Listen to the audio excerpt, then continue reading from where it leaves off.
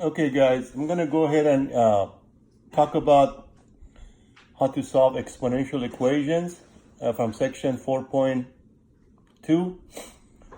So before I solve and show you some examples how to solve exponential equations in this section 4.3, 4.2, which is from our textbook, college algebra textbook, let me give you the rule that we have to use to solve all of these exponential equations in this section.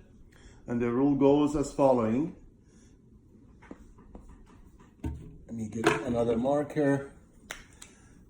If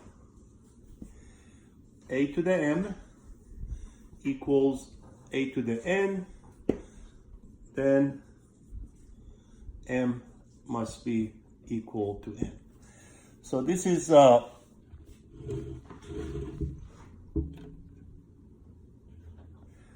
pretty much the only rule we need to apply for these problems, these exponential equations in section 4.2. So let me demonstrate with the example, and then I explain how to use this rule to help us solve our first exponential equation. So here's our example. Let's suppose they ask us to solve the following equation. 2 to the x equals to, let's say, 16.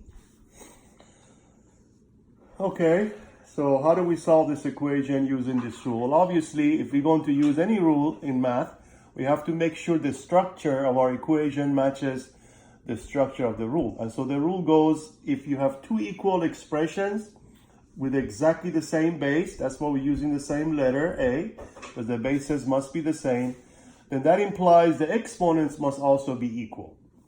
So in this case, our equation says 2 to the x equals to 16. So on the left-hand side, we already have a base 2. So if I'm going to use that rule, I have to make sure the right-hand side also has the same base 2.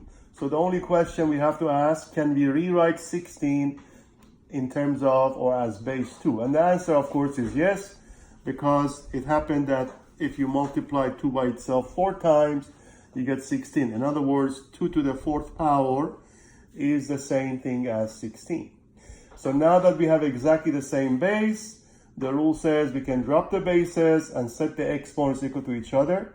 So therefore, that implies that our exponents on the left-hand side, which is x, must be the same as the exponent on the right, which is 4. And so there it is. There is our solution to this exponential equation.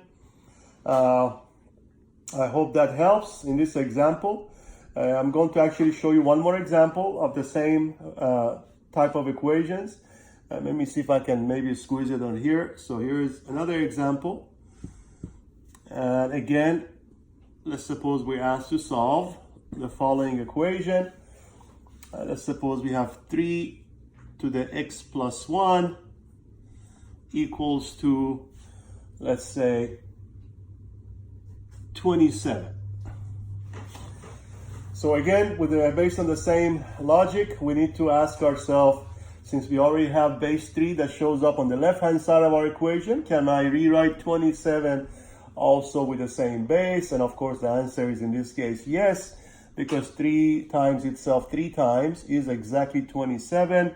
And so we can rewrite the right-hand side as 3 to the 3rd power, which is again same as 27, 3 times 3 times 3. And once again, since we have the same exact base, by the rule, we can drop the bases, set the exponents equal to each other.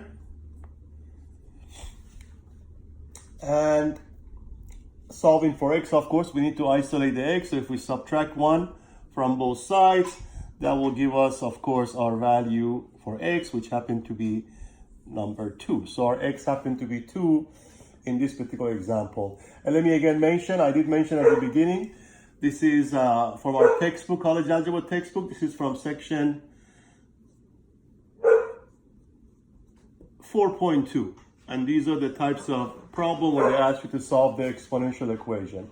I tried to find some more examples for you, but for now, I hope these 2 examples are helpful. Thank you.